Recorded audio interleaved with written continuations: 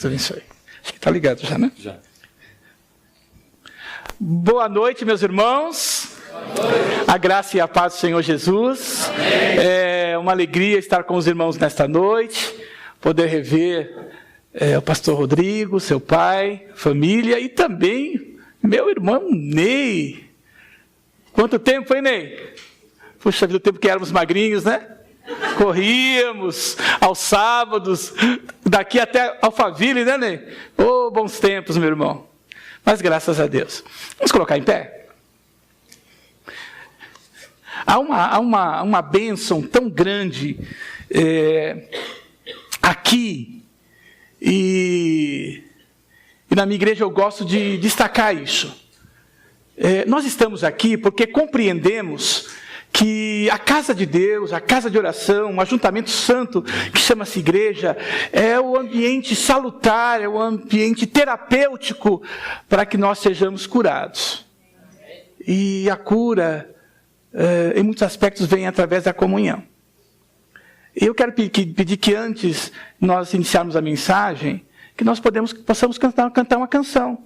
Eu ouvi que os irmãos cantam muito bem aqui, hein? Olha que coisa boa!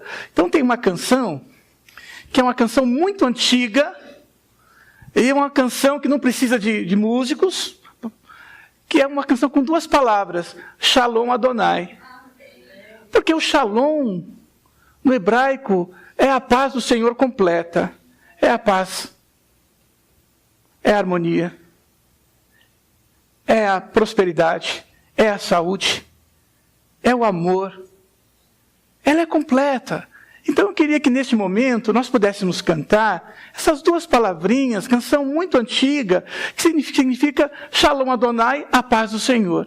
E neste momento você pode abraçar o seu irmão, que é a bênção que está ao teu lado. Quando o Senhor concedeu o Espírito Santo dele e os dons sobre as nossas vidas, para que nós pudéssemos edificar uns aos outros. Então o irmão é bênção para a nossa vida. E eu aprendi uma coisa, viu, Rodrigo? Um abraço não pode ser menos de 6 segundos. Aquele abracinho, meu irmão, não é abraço. Nós só podemos passar sentimento no mínimo com 6 segundos. Então, vamos cantar essa canção? Mas vamos cantar com as nossas vozes. Shalom Adonai, Shalom Adonai. A paz do Senhor, irmão, a paz do Senhor, a paz do Senhor. Amém? Vamos fazer isso? Não se preocupe com a sua voz, não, tá? Shalom Adonai, Shalom. Pode começar, depois aumenta. Shalom Adonai, Shalom. Shalom Adonai, Shalom Adonai, Shalom Adonai, Shalom. Abraça o teu irmão aí. A paz do Senhor, a paz do Senhor, a paz do Senhor, a paz do Senhor. Deus te abençoe sua vida, meu irmão. A paz do Senhor, a paz. Amém? Glória a Deus. Podemos aplaudir ao Senhor, porque só Ele é possível dar esta paz para nós. Amém? Vamos orar, irmãos? Vamos agradecer a Deus pela bênção que nós temos, que está ao nosso lado, e que nesta noite o Senhor pode falar ao nosso coração.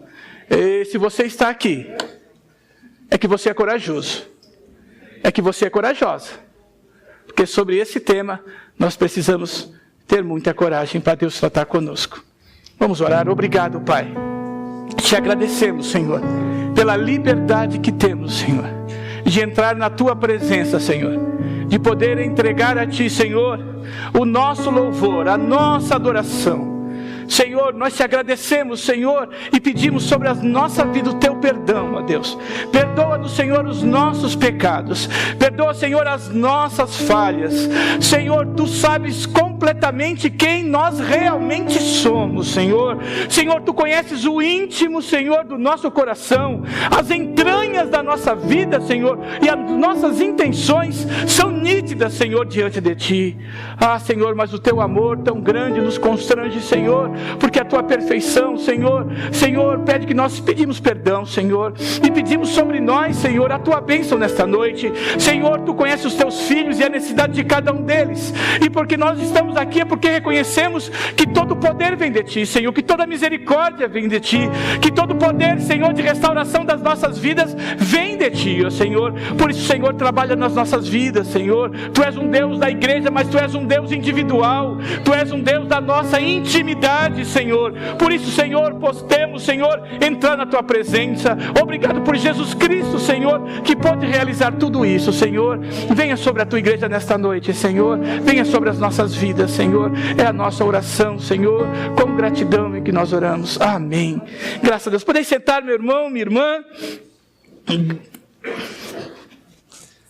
Graças a Deus. Meus irmãos, o Rodrigo me apresentou rapidamente, né? Meu nome é pastor Luiz Cláudio Moura de Oliveira, eu sou pastor da Igreja Batista do Jardim Marieta, trago da igreja um abraço fraternal a todos os irmãos.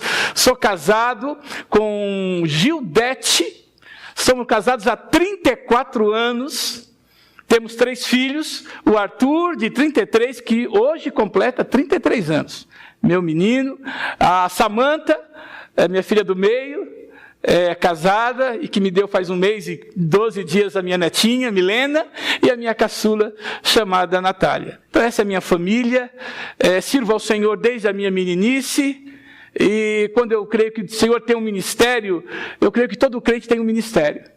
Desde quando ele entra na casa de Deus, ele tem o seu ministério. Então eu louvo a Deus por toda a minha vida ter servido ao Senhor, e alguns anos atrás, quando eu pensava em já, dar um pouco de folga, o Senhor me chamou para o ministério pastoral. Então por isso, meu irmão, minha irmã, líderes da igreja, não pensem em descansar não, hein? Quando vocês pensam em descansar, nosso Deus dá mais trabalho para vocês. E capacita também, tá bom? Meus irmãos, esse tema é muito importante, porque tem a ver tudo com a nossa vida. Absolutamente tudo com a nossa vida. Eu creio que os sentimentos de culpa, os traumas que nós carregamos, na verdade ele está permeado desde o início. Desde quando Adão e Eva descumpriram a ordem de Deus e pecaram, e veio o sentimento automaticamente que tinham feito alguma coisa errada, e que tinha um sentimento de que alguma coisa não estava de acordo com o padrão. O sentimento de culpa, ele é introduzido na vida da humanidade. Na vida de todo homem, na vida de toda mulher. É interessante, meus irmãos, que a culpa, ela está instaurada no cotidiano nosso. No nosso cotidiano. Talvez, desde a nossa infância, nós temos muitas situações em que o nosso sentimento de não ser apto ou não estar de acordo com o padrão vai se alojando dentro do nosso coração. Quem tem filhos aqui? Pequenos? Às vezes os nossos filhos pequenos, talvez aquela família, ela tem 2 filhos. Um filho é o Pedro tem 8 anos. E o João tem 5. Aí o Pedro vem com aquele boletim. Na nossa época ainda era um boletim impresso, né, professor Ney? Antigamente tinha B, C, A, né? D também tinha. E aí vai para o filho mais velho, entrega lá para o pai e para a mãe o boletim. Para um pai que tem os filhos nessa idade, não há nada mais importante do que o desempenho do filho. Aí ele abre assim, principalmente depois do jantar, ele abre, e o Pedro tem antigamente as notas vermelhas, talvez um D em matemática, talvez um C, e o semblante do pai começa a mudar, e o semblante do pai já fica nervoso, e o pai começa a repreender o filho mais velho. Puxa, isso é nota que você me entrega? É por isso que eu trabalho tanto, que eu e sua mãe nos esforçamos tanto, para que você tenha esse desempenho na escola? Você não tem vergonha não, Pedro? Puxa Puxa vida, você vai ficar de castigo, sobe para o teu quarto, não vai assistir televisão durante uma semana. E eu vou cortar suas regalias, até você entender que isso é muito importante, o desempenho da escola. Parece um diálogo normal, família. Aí o Pedro vai, chora de soluçar e vai para o quarto de castigo. O João percebe aquilo, fica atento àquele diálogo, à rigidez do pai e da mãe, à punição, e já pensa, opa, quando eu tiver meu boletim e tiver notas vermelhas, eu não vou mostrar para o meu pai. Ou então eu vou pensar em adulterar, porque a punição é muito grande. Muitas vezes, num diálogo com as crianças, nós transpassamos e criamos situações onde nós começamos a criar algumas marcas, algumas limitações e instaurar na vida dos nossos filhos situações que vão gerar traumas em suas vidas. Talvez se o pai chegasse, Pedro, puxa Pedro, não é o ideal. O que está acontecendo, Pedro? Vamos conversar. Como é que é o seu dia? Como é que estão os estudos? Será que está faltando um pouco de foco para você? Pedro, será que eu posso te ajudar em algo, Pedro? Será que, de repente, eu posso te dar um reforço para você? Depois do jantar, a gente senta um pouquinho e na matemática eu te ajudo um pouquinho? Será que não seria muito mais produtivo? Será que não seria muito mais construtivo? Será que nós não trataríamos de uma forma bem objetiva e otimista para a vida do filho? Muitos, meus irmãos, muitas marcas nós trazemos em nós, muitas delas dentro do período da infância. Ah, meus irmãos, hoje vivemos dias difíceis. Talvez os sentimentos, os traumas sempre fizeram parte da vida do homem, mas parece que nesse tempo pós-moderno, parece que as coisas estão aflorando de uma forma muito mais intensa. E parece-me que o mundo passou, a sociedade passou de patriarcal para matriarcal muito rapidamente. E isso tem gerado uma sociedade muito mais feminina. E dessa forma muito mais feminina, parece que os sentimentos internos têm aflorado muito mais. Nós nunca pensaríamos que as pessoas iriam se expor nas telas da televisão, nos sites da internet, as suas dores, as suas culpas, os seus traumas, muitos delas instalados na sua infância. Muitas vezes a ausência do pai, muitas vezes a falta de atenção da mãe, muitas vezes, infelizmente, os abusos sexuais acontecidos na própria infância, lares desfuncionais, tantas situações que nós estamos vivendo, e parece que isso tem vindo à tona nas nossas vidas, e parecendo que muitos transtornos estão sendo apresentados no nosso tempo. Sim, eu sei que são coisas difíceis de nós abordarmos. Mas quem que não tem algo para ser tratado? Quem de nós não carrega em nós alguns traumas que vêm à tona constantemente, gerando tristeza na nossa vida? Talvez se nós abríssemos um pouquinho para testemunharmos algumas coisas pelo qual nós passamos, nós podemos encontrar em nós mesmos muitas situações que só com a maturidade e com o encontro com Cristo que nós podemos compreender e sanar tudo isso. Hoje eu sou um pastor. Mas eu era uma criança e um adolescente extremamente problemático. Vocês já viram um menino gago? Talvez você fale, pastor, eu lembro só daqueles programas cômicos, né? Que tinha aquele gago que era gago. Então eu sofria muito com isso. Eu não conseguia citar uma frase sequer. No ambiente de escola, Eu considerava que tudo que estava acontecendo comigo, eu ia morrer cedo, eu fui acidentado, eu fui atropelado, cresceu um quisto no meu rosto com 12 anos, aquele menino gago, agora tem uma bola no rosto, e não tinha cirurgia plástica naquela época, tive que tirar pelo lado externo, com 13 pontos no rosto, tantas situações que eu considerava, eu vou morrer cedo, porque tudo acontece comigo. Tudo acontece comigo.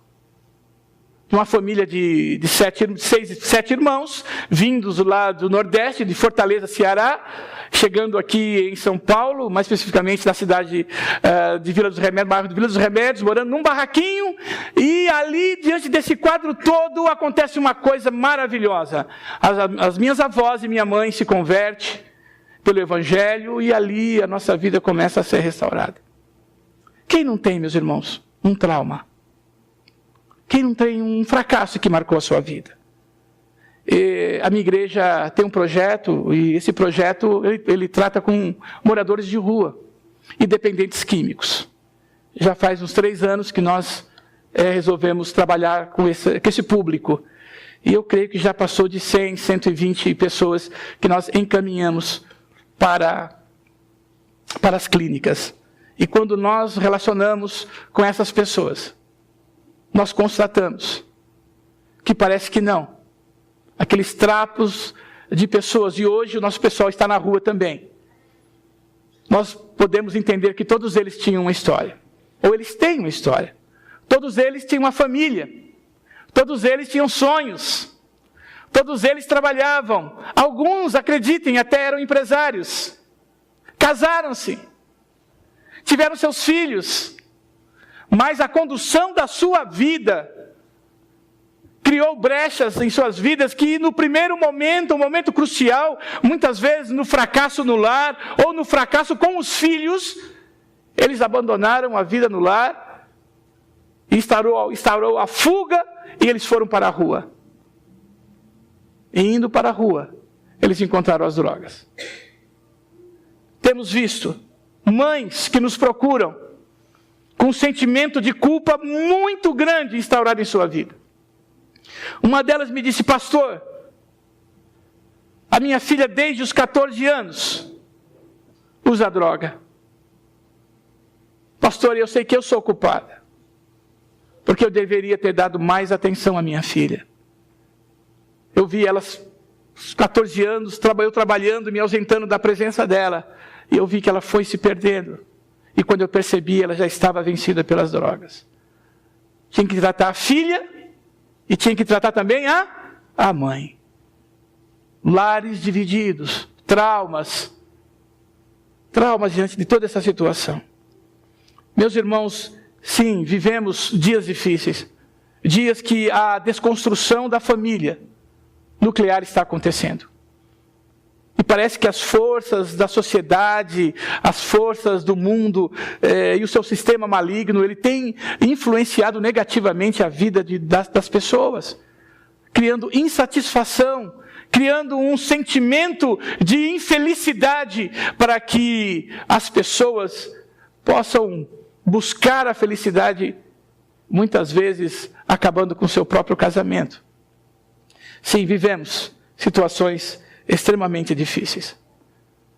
Mas, se nós olharmos as narrativas bíblicas, os personagens bíblicos, nós também vamos compreender que sim, os personagens bíblicos também passaram por circunstâncias extremamente difíceis, traumáticas em suas vidas. E por que não, meus irmãos, nós muitas vezes pegarmos o caso de Sara, estéril,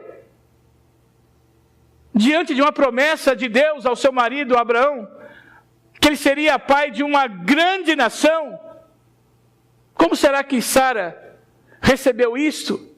Ou quando o anjo entregou essa palavra e ela riu, como estaria o coração dela? Como?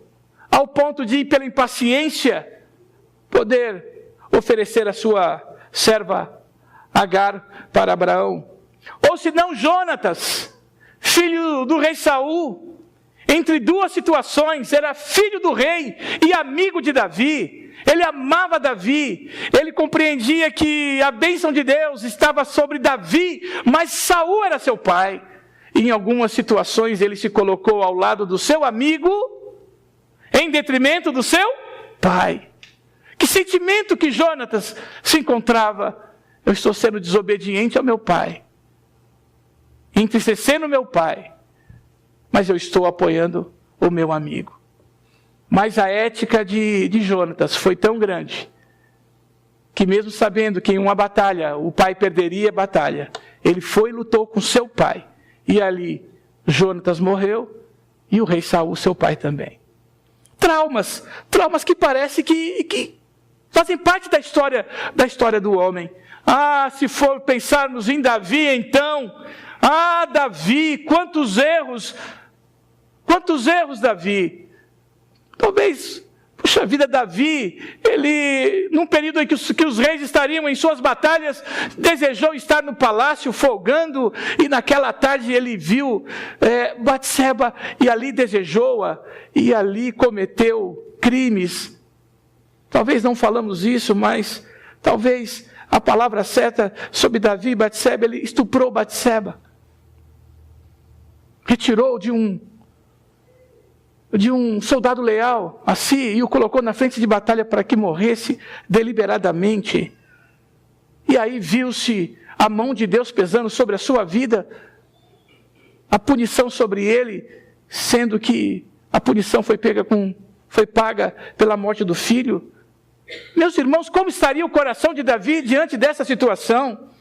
Se não também ao sentir já idoso, vendo que seu próprio filho Absalão desejava o seu trono e lutava contra ele. Quantas coisas passaram pela mente do rei Davi? Aonde eu errei? A minha família tem traços, marcas de lutas, de derrotas, de tragédias. Interessante. Pecados, erros, decisões erradas, ações incorretas, vitimização, autocomensuração, culpas reais, culpas imagináveis, que muitas vezes nós carregamos na nossa vida. Nós carregamos muitas vezes nos nossos casamentos. Muitos da minha geração, diante de uma criação tão rígida, viam no casamento uma tábua da salvação. Eu vou me casar para sair da casa dos meus pais. E ao primeiro relacionamento a pessoa se joga. E quando se joga nesse relacionamento, ele vê aquilo novamente sendo projetado sobre a sua vida e sobre o seu casamento. Quantas situações, marcas que nós carregamos. Quantas situações que parece que no nosso coração, e elas vêm à tona. E são cicatrizes que ainda não foram tratadas. E nos entristece, e entristece a vida dos outros. Nos limita. Fazemos menos do que devemos e que podemos. Porque quando nós ultrapassamos um limite, parece que ali, não, eu não posso fazer isso. Porque isso me dói. Porque isso fala comigo. Porque eu lembro dessa situação. Eu lembro do meu pai, eu lembro da minha mãe, eu lembro da opressão, eu lembro da maldade. E isso vai remoendo, trazendo a nossa vida, fazendo a nossa vida muito aquém do que ela deveria ser. Sim, vivemos uma época de individualidade, onde as pessoas querem saber, primeiro, eu quero ser feliz, e consideram que ele pode ser feliz desvalorizando a vida do outro. Tirando o valor sobre a vida do outro. Sim, meus irmãos, vivemos dias difíceis. A nossa sociedade está passando por momentos difíceis. 28% das crianças nascidas por ano são crianças de mães solteiras. Mães que têm a idade de 12 a 20 anos. Muitas delas, crianças vão nascer sem seus pais. Muitas delas terão os seus lares disfuncionais. Haverá uma carência emocional. Haverá falta de referências masculinas, gerando mais transtornos, mais desequilíbrios emocionais, mais corações emocionalmente abalados, mais situações negativas. Por isso, meus irmãos, que é importante nós entendermos aquilo que Deus precisa fazer com as nossas vidas. Porque se tem um local que pode trazer cura, é a casa de Deus. Se tem um local onde nós podemos receber as pessoas para que nós possamos ajudá-las a ser curadas, somos nós. E para isso Deus precisa fazer a obra dele na nossa vida. Meus irmãos, nós também, essa questão que eu estou falando para os irmãos, não é para gerar dos irmãos a tristeza, mas para os irmãos compreendam muitas vezes aquilo que passa no coração de toda pessoa. Há uma situação importante também, que muitas vezes na própria igreja nós carregamos, são os julgamentos. São os julgamentos. A nossa vida, um dos problemas que nós temos na nossa construção, do nosso caráter, são os nossos julgamentos. Aí uma menina faz aquele corte maravilhoso. Aquele corte, ela vem, eu vou abafar na igreja. Pastor Rodrigo vai me agradecer. A esposa, então, que linda! Então ela vai, corta aquele cabelo ousado, aquela cor maravilhosa, talvez um rosa-choque, talvez um lilás, alguma coisa assim mista. E quando ela chega na igreja, o domingo, hoje é meu dia, o pastor Rodrigo chega, de onde você vem, menina? O que aconteceu com você? Você está brincando que você pagou para isso? Julgamentos. Talvez o pastor Rodrigo gostaria de chamá-la para o louvor aqui, ele não vai chamá-la mais. Muitas vezes os nossos julgamentos, nós prejudicamos e limitamos a vida das pessoas. Jesus, ele nos ensina, não julgueis para não ser julgados. Ele também diz, meditai primeiro, avalia você primeiro, tira a trave do teu olho, antes que você queira tirar o cisco no olho do outro. Os julgamentos, muitos julgamentos, eles são perversos. Perversos. Talvez aqui o equipe de teatro, de repente, fez um trabalho maravilhoso, deu tudo de si, a sua criatividade, o seu tempo, tudo que podiam. Aí ele vai, aí a outra pessoa, o que você achou? Querendo um elogio, um simples elogio. E alguém diz, puxa, tá bom, né? Mas poderia ter sido melhor. Os nossos julgamentos, em vez de impulsionar a pessoa a crescer, a se desenvolver, simplesmente nós limitamos e fazemos as pessoas, muitas vezes, se fecharem. Julgamentos. Julgamentos é algo que nós devemos pensar. Eu estou dizendo tudo isso para que, no ambiente da igreja e no ambiente do lar, nós possamos entender e Deus trabalhar para que nós mudemos. Às vezes as críticas vêm de uma forma bem política, né? Não quero criticá-lo, viu? Mas o mais, ele já é uma crítica. E quando você critica alguém, talvez você não entenda, mas cria duas situações de quem recebe a crítica. Uma delas é que talvez a pessoa simplesmente se cale. Se cale. Fique submissa àquilo, introvertida, se cale. Aí você fala, puxa, ela foi humilde em receber a crítica. Talvez não. Talvez instale nela uma timidez tão grande que ela não tem nem ânimo de responder. Mas também pode ser que você critique alguém e automaticamente na vida daquela pessoa ela cria uma justificativa. Ela só começa a construir algo para contrapor a sua crítica. E muitas vezes a crítica, a justificativa dela começa a ter um outro ingrediente que é a mentira. Por isso, meus irmãos, devemos estar atentos para essas situações de julgamentos. Muitas vezes as pessoas mentem com medo dos julgamentos, com medo das críticas, com medo da dureza, com medo da forma áspera com que são tratados. Os nossos filhos, eles precisam de estímulos. Os nossos filhos precisam de liberdade para compartilhar. Muitas vezes, meus irmãos, os pais, eles tiveram uma criação tão rígida e não se satisfazem vendo os seus filhos sendo felizes. Tem pais que não foram felizes e quando os filhos são tão felizes, correm tanto, eles se sentem, para de correr menino, para de sorrir menino, porque estão projetando sobre o filho, não permitindo que os filhos sejam livres. Às vezes os filhos, eles começam a questionar a gente.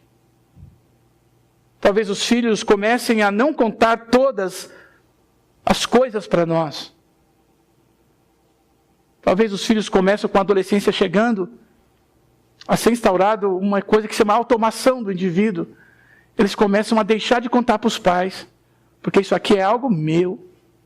Então saber lidar com isso, saber lidar com a liberdade, a compreensão do filho é muito importante. E saber que alguns segredos vão ajudá-lo a ter a própria personalidade. Por isso, pais, entendam isso. Pais, compreendam que as marcas que nós carregamos no passado, nós não podemos ficar projetando sobre a vida dos nossos filhos. Precisamos ser melhores do que nós fomos. Talvez, quando nós pensamos em casal, talvez nós estamos olhando o nosso cônjuge de uma forma errada. Nós devemos, talvez, irmãos, o que eu quero que, se eu sair daqui e poder colocar para os irmãos um outro olhar sobre a sua família, um outro olhar sobre a sua esposa, o seu marido, eu já ficarei satisfeito aqui.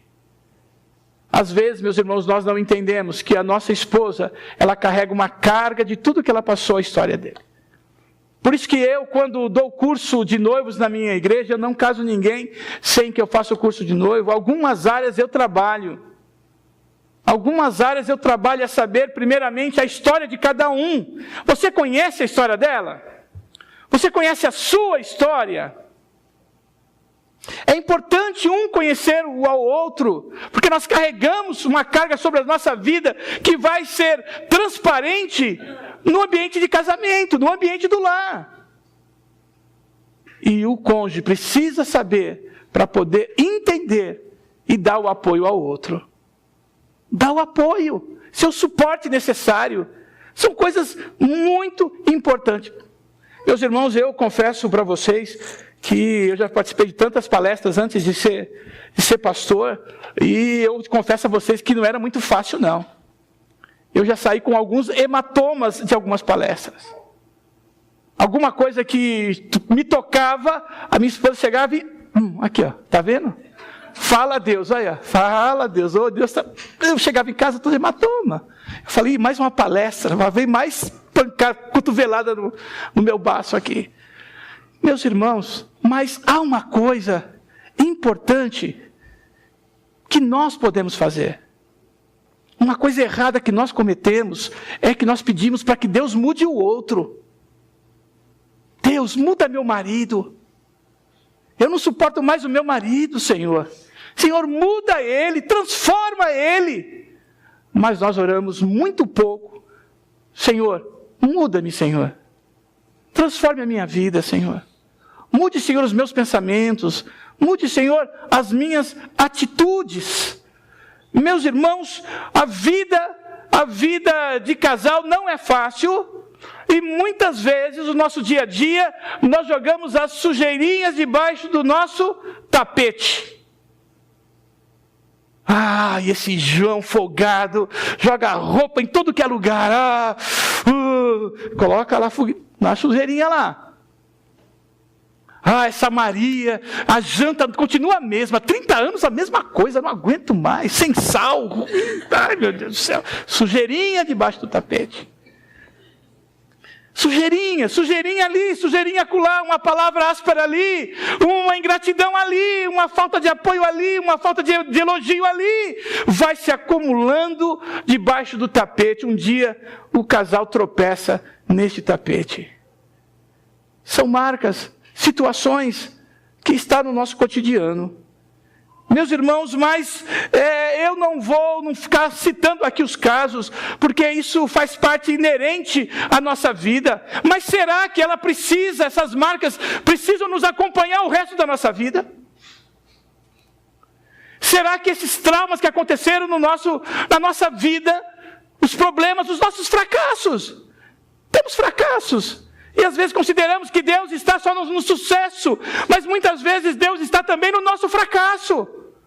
Não era plano dele para nós. Afinal, os planos dele são muito mais altos do que os nossos pensamentos também. Então nós devemos considerar que o fracasso muitas vezes Deus está nele também. Por isso que nós, meus irmãos, carregamos tantas coisas, tantas marcas negativas, tantos pensamentos destrutivos, limitadores, porque nós queremos. Porque nós queremos. Porque a solução já foi nos concedida. Meus irmãos, é interessante, Romanos capítulo 8, verso 1, nos diz o seguinte: portanto, agora já não há condenação para os que estão em Cristo Jesus. Será que nós podemos repetir a uma só voz? É um texto simples, é um texto curto. Vamos lá? Portanto, agora já não há condenação para os que estão em Cristo Jesus. Agora eu quero que repita novamente só quem crê nisso. Vamos lá, 1, 2, 3. Portanto, agora já não há condenação para os que estão em Cristo Jesus. Você realmente crê nisso? Se você realmente crê isso, nós podemos ter as nossas feridas curadas. Amém. Nós podemos ter sim as nossas feridas totalmente restauradas. Meus irmãos, vocês pensem, se não foi por isso que Jesus Cristo veio. Se não foi por isso que Jesus Cristo veio a essa terra, empoeirada, terrível, maligna, com homens sem fé, traidores. Se não foi por isso, para que a nossa vida fosse restaurada. Se não foi para que as feridas que você ainda leva dentro de si não fossem completamente apagadas. Meus irmãos, é interessante que muitas vezes a Bíblia nos fala, e Ele nos fala do perdão que Jesus Cristo pode nos conceder. E é interessante que eu lembro de João Batista, quando Jesus estava chegando lá no Rio Jordão, e João Batista, ele reconhece Jesus Cristo, e ele diz: eis ali o Cordeiro de Deus, que tira o pecado do mundo. O pecado do mundo. Os nossos traumas, os nossos erros, as nossas marcas, nossas más escolhas, os nossos erros devem ser transferidos para Jesus Cristo. Meus irmãos, é interessante que muitas vezes nós não entendemos bem o processo que Deus tem na nossa vida. Talvez nós temos em nosso sentimento de culpa. Mas antes da culpa, vem o remorso. Pastor, o que é o remorso? Remorso é uma tristeza. Remorso é aquilo que aconteceu. Realmente é uma tristeza muito grande. Mas ainda não é culpa. Porque muitas vezes a tristeza e o remorso, muitas vezes nós não consideramos que é nosso. Às vezes nós falamos: olha, eu sou assim, pastor, por causa do meu pai. Meu pai era assim, meu avô era assim, minha mãe era assim. Eu sou assim por causa do meu pai. Estou triste por causa disso, remorso. Ah, pastor, eu estou assim por causa do meu marido. Meu marido é terrível, pastor. Ah, quando tem conflito, meus irmãos, coloca a culpa no outro. Colocar o marido é assim, aí que você conversa com a esposa: ah, pastor, minha esposa, meu Deus do céu. Né? Igual a esposa de Jó. Meus irmãos, remorso ainda não se assume a culpa. Mas quando o remorso transforma-se em culpa, sim, eu sou culpado. Eu sou culpado pelos meus erros. Eu sou culpado pelas minhas escolhas. Eu realmente sou culpado por ter trazido dificuldades, trazido muitas vezes intriga, talvez por não amar a minha irmã, ou meu irmão como deveria, ou por ter dificuldade de abraçar o meu irmão, a minha irmã. Não é culpa dos outros, é minha mesmo, eu sou culpado.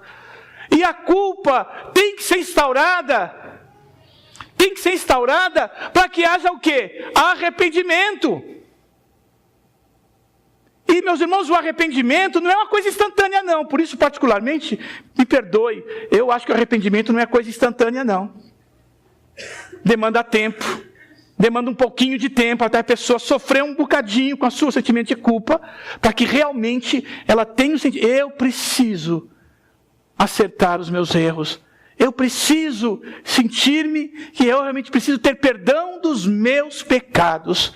Eu não posso mais transferir sobre o outro, sou eu. Por isso, meus irmãos, que eu creio que o arrependimento só sofremos um pouquinho para que nós possamos não errar e não pecar mais. Por que muitas vezes existe um pecado recorrente? Porque nós não trabalhamos o processo de poder, eu sou culpado, eu preciso de Cristo, eu preciso do perdão, eu preciso que a minha vida seja mudada. Então, para que você não peque mais, para que você não recorra no mesmo erro. E aí, meus irmãos, a pessoa de Jesus Cristo é o fator principal da nossa restauração. Em Isaías 61, no verso 1 ao verso 3, diz o seguinte, olha que maravilhoso é isso.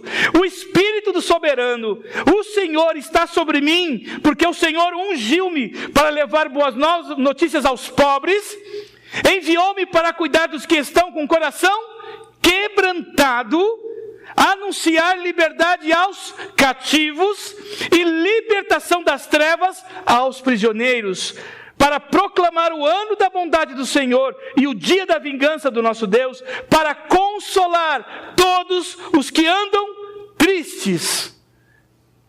Aqui se engloba, meus irmãos, todo sentimento de culpa, todo trauma, todo remorso está inserido aqui. É só Jesus que pode haver transformação. Por isso, quando nós vamos até os drogados e dependentes químicos, nas biqueiras onde eles estão reunidos ali, nós apresentamos a oportunidade. Jesus Cristo pode perdoar os seus pecados. Jesus Cristo pode transformar a tua vida. Jesus Cristo pode reconstruir a tua história. E às vezes a gente embeleza muito, a gente suaviza muito, mas quando nós vamos, nós encontramos o quem lá? Nós encontramos prostitutas. Nós encontramos homicidas. Pessoas que tiveram as suas marcas mais terríveis. Não é uma briguinha de marido e mulher, não, de sogra e nora, não. São marcas terríveis. E ali vai a palavra de Jesus. Jesus perdoa os seus pecados. Jesus muda a sua vida. Jesus tira o ódio do teu coração. Jesus faz você ver as pessoas de outra forma. Jesus reconstrói a sua vida. É isso. É isso. E Deus está restaurando. Aí nós simplesmente damos a oportunidade do encontro com Jesus Cristo e Ele mudar a vida das pessoas. Meus irmãos, o que Jesus Cristo não pode fazer? O que Jesus Cristo não pode perdoar?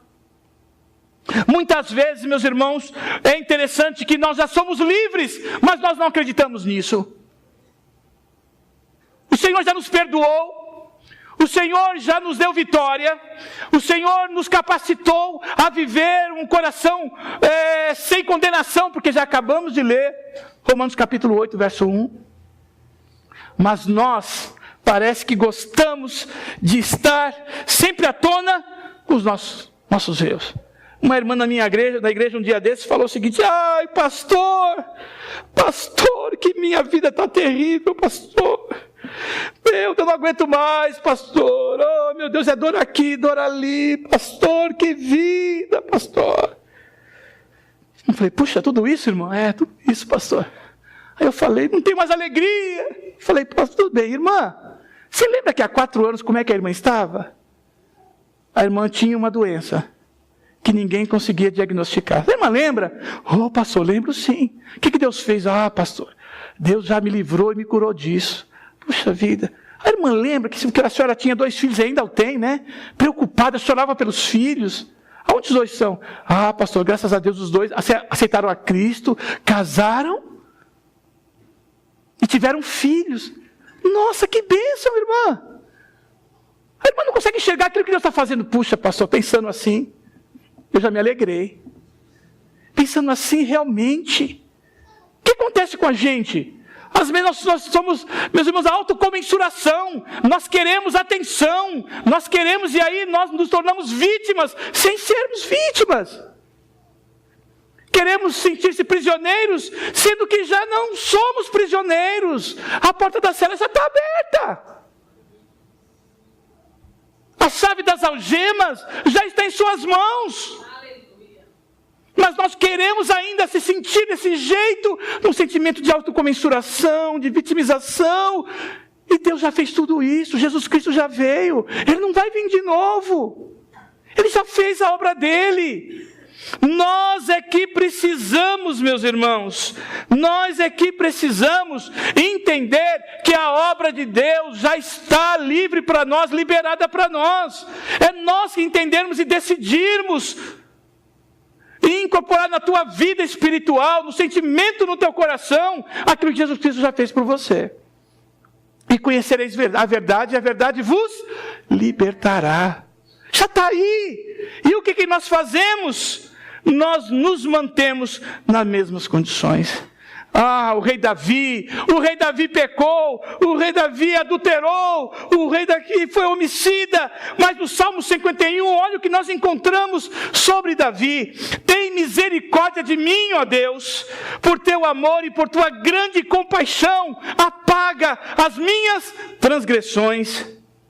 Lava-me de toda a minha culpa e purifica-me do meu pecado, pois eu mesmo reconheço as minhas transgressões e o que tu reprovas, de modo que justa é a tua sentença e tens razão em condenar-me. Sei que sou pecador desde que nasci, sim, desde que me concebeu minha mãe. Sei que desejas a verdade no íntimo e no coração me ensinas a sabedoria. Purifica-me com hisopo e ficarei puro. Lava-me e mais branco do que a neve serei. Faz-me ouvir de novo júbilo e alegria, e os ossos que esmagasse exultarão. Esconde o rosto dos meus pecados e apaga todas as minhas iniquidades.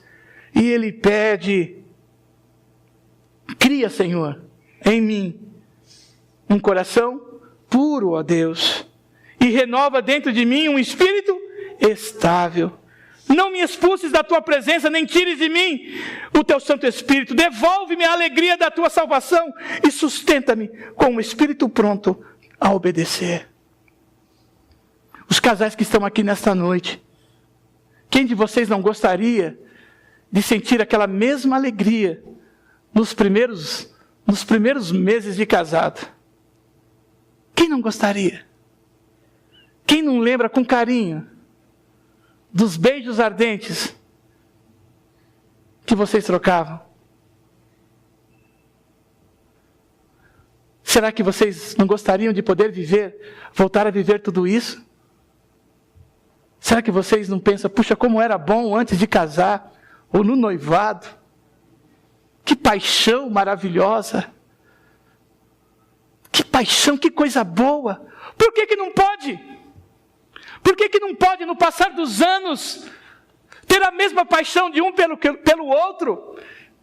Por que não? Nós não podemos ser felizes e ainda com mais experiência, conhecendo ao Senhor e a graça dele sobre a nossa vida. Por que nós não podemos ser felizes e mais felizes? Por quê?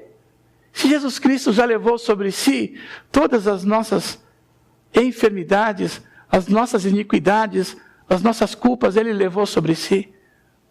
Por que não podemos ver o marido como aquele homem: Senhor, obrigado, Senhor, pelo homem que tu me deste. Obrigado, Senhor, ele tem defeitinho, sim. É gordinho, sim. Ronca à noite, eu sei, Senhor, ele ronca. Mas tem qualidade, Senhor.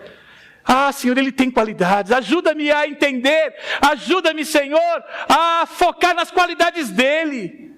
E gerar amor, gerar paixão, gerar alegria. Ah, meus irmãos, vocês lembram, talvez no namoro, quando você abraçava a sua namorada aqui, a sua noiva, a sua esposa, tão gostoso, e hoje é um de um lado do outro, separado. Carregamos sobre nós coisas que já não são nossas. Já não é de vocês. Conflitos que já não são de vocês, pois Jesus Cristo já carregou. Jesus Cristo levou na cruz do Calvário, no Calvário, para que nós tivéssemos uma nova história. Meus irmãos, devolve-me a alegria da tua salvação e sustenta-me com um espírito pronto a obedecer. Meus irmãos, você não pode sair daqui dessa noite sem poder receber essa palavra e obedecer. Talvez você chegue em casa e antes de dormir, você fale para sua esposa: minha esposa, me perdoe. Perdoe pelos julgamentos que eu fiz. Perdoe pelas palavras duras que eu falei. Perdoe por esquecer que você é a pessoa que Deus me deu, para que eu possa amá-la, para que eu possa cuidá-la, para que eu possa, Senhor, fazer honrá-la, entregá-la ao Senhor Jesus da melhor forma possível. Sabemos, irmãos, nós temos muitas dificuldades de relacionar, de falar essas coisas, nós homens temos dificuldades, mas o Senhor pede para que nós obedeçamos e entregamos perdão para nossa esposa. Me perdoa, esposa. E a esposa também: puxa, marido, me perdoe, eu poderia cozinhar um pouco melhor, me perdoe se eu muitas vezes usei o sexo como uma arma contra você, para dar o troco para você. Me perdoe, vamos nos amar, vamos andar sem reservas. Afinal, Jesus Cristo já pegou os nossos pecados e jogou aonde, meu? No mar do esquecimento. E por que se Jesus fez a obra, por que eu tenho que lembrar disso? Por que eu tenho que deixar, quando eu me lembro, eu me desequilibrar emocionalmente, se Jesus já resolveu essa situação? Por isso, irmão, obedeça.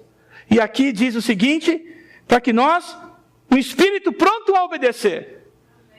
E obedecer, se nós fomos perdoados por Jesus Cristo, é para perdoar o irmão, é para perdoar o pai, é para perdoar a mãe, é para perdoar o pastor, é para perdoar o irmão que está ao seu lado, é para perdoar o esposo, é para perdoar a esposa, é para o filho perdoar o pai. Meus irmãos, é isso que nós precisamos obedecer. Jesus Cristo já levou sobre si as minhas culpas, então eu sou livre, eu posso louvar, eu posso cantar, eu posso sorrir, eu posso dizer: pastor Aguiar, eu quero fazer a obra do Senhor, eu quero ir até o meu vizinho que me conhece como aquele camarada ruim do passado, mas eu quero falar para ele que agora eu sou uma nova pessoa. Então eu quero, porque eu já sou livre. Ah, você é aquele que andava nos bares, que andava isso? Sim, eu era, mas hoje eu não sou mais. Hoje eu sou de Jesus Cristo. Hoje eu tenho uma nova história. Meus pecados já foram. Por quê? Porque já não há mais condenação àqueles que estão em Cristo Jesus. Esse ainda no Salmo 55, ele diz: um espírito quebrantado e contrito, ó Deus, não desprezará. Sentimentos, tristeza por isso, vamos jogar sobre Jesus, vamos lançar sobre Jesus Cristo, vamos sair dessa noite restaurado. Já a bênção de Jesus Cristo já está sobre a nossa vida, mas é nós, a porta da cadeia já está aberta, a chave da sua algema já está sobre a sua vida. É você desejar: eu sou curado, eu vou ser uma nova criatura, e ter coragem de mudar. Há uma coisa, meus irmãos, homens, precisamos ter coragem de mudar. Precisamos ter coragem de pedir perdão. Precisamos ter coragem de sermos mais amorosos com as nossas esposas. Precisamos ter coragem de santificar as nossas vidas. O problema muitas vezes não está no outro, não, está em mim. Eu preciso mudar. O milagre precisa ser feito em mim, e eu preciso obedecer.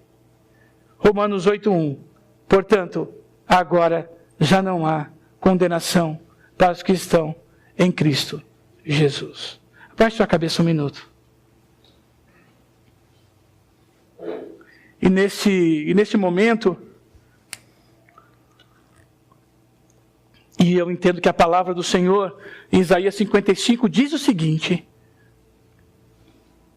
que assim como a chuva cai e rega a terra, e dali frutifica, assim é a minha palavra, que ela é lançada e não voltará vazia, antes ela fará para aquilo que ela foi enviada.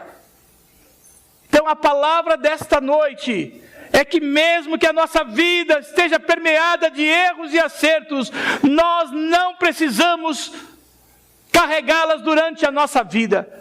Pois Jesus Cristo, o ministério de Jesus Cristo, foi perdoar os nossos pecados, foi nos dar uma nova história e capacitar-nos para vivermos uma vida digna, uma vida livre, uma vida de júbilo, uma vida para abençoar as pessoas que estão ao nosso lado. Jesus levou sobre si a nossa condenação.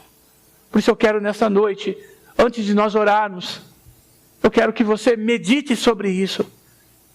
E eu não vou pedir que você venha aqui à frente, mas eu quero que nessa noite você tome uma decisão. Porque não é pelo falar do pastor Luiz Cláudio, mas é o agir do Santo Espírito de Deus. E se o Espírito Santo de Deus está em tua vida, você vai compreender isso, porque é uma questão espiritual. Tem alguém nesta noite que ainda precisa, que sente as dores ainda da tristeza de erros passados? Eu quero nessa noite orar por você. Ou melhor, orar com você. Se ainda coisas do passado entristecem e que você deseja deixar aqui, deixar diante do trono do Senhor, diante da cruz de Cristo, eu peço só que você faça um sinalzinho para mim aqui, nada mais que isso. Só um sinal. Só um sinal. Eu preciso, Senhor, que tu... Glória a Deus pela sua vida. Mais alguém? Eu preciso. Glória a Deus pela tua vida. Eu preciso. Eu creio na tua palavra, Senhor. Glória a Deus pela tua vida. Mais alguém? Glória a Deus pela tua vida. Glória a Deus, meu irmão. Glória a Deus. Imagine o que Deus pode fazer na tua vida com o teu coração restaurado. Imagine o que Deus pode fazer com você e por você, através com seu coração livre de todo sentimento de culpa. O que Deus pode fazer com você? Às vezes as máscaras aparecem, como apareceu para Pedro, e uma hora a máscara caiu, e aquilo foi importante para a vida dele, porque Deus restaurou Pedro e usou poderosamente. Tem mais alguém? Tem alguém que nesse momento, eu não quero que o meu marido mude, mas eu vou mudar. Eu vou perdoá-lo, eu vou liberar perdão, eu vou tratá-lo melhor. Tem alguém nesta noite? Glória a Deus, glória a Deus. Tem alguém nesta noite que diz: eu vou tratar a minha esposa melhor. Eu vou abençoá-la. Ela é minha esposa, foi ela que o Senhor me deu para ser bênção na minha vida, para abençoar a minha vida. Eu vou perdoá-la, as palavras que muitas vezes ela disse no auge da tristeza, mas eu vou liberar porque eu a amo e eu vou expressar. Tem algum homem que gostaria de colocar diante de Deus isso?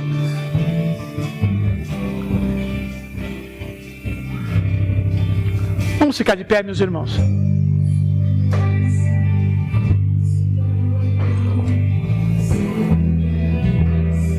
Eu creio na palavra de Deus. Eu creio na palavra de Deus. Eu sou uma prova viva daquilo que Deus fez com a minha vida. Um dia eu tinha tanto sentimento de culpa, tanto sentimento de inferioridade, e eu trabalhava, tinha os meus 20 anos de idade, e um dia o meu gerente chegou e disse para mim: Luiz, você vai dar um curso de análise de crédito para o nosso pessoal de vendas a nível nacional. Eu falei para o meu gerente: você está brincando comigo? Você está tirando sarro da minha cara. Você sabe que eu sou gago, que eu tenho problemas de timidez. E ele chegou e confrontou: você vai fazer esse curso, Ou você faz esse curso, ou você está fora da empresa. Eu te desafio você, eu confio em você. E ali mudou a minha vida. Eu fui desafiado. As pessoas criam no meu potencial, mas eu mesmo não cria. E ali eu criei, e foi um marco na minha vida, aquilo que Deus pode fazer na minha vida, e pode fazer de você também. Tenha coragem de mudar, tenha coragem de se abrir diante de Deus, porque Ele já te conhece, e Ele quer fazer algo novo na tua vida. Se eu estou aqui, ministrando a palavra de Deus, é que Deus me mexeu muito na minha vida, e mudou meus pensamentos, mudou os meus sentimentos de inferioridade, para que eu possa servir a Ele, para que a tua vida seja para a honra e para a glória dEle. É o que o Espírito Santo de Deus quer fazer na nossa vida e na vida da igreja. Vamos orar? Vamos orar, crendo no Senhor Jesus. Nenhuma condenação há para os que estão em Cristo Jesus. Então você vai sair daqui da casa do Senhor livre, feliz, sabendo que você vai mudar a sua história. Pai amado, em nome do Senhor Jesus, nós queremos...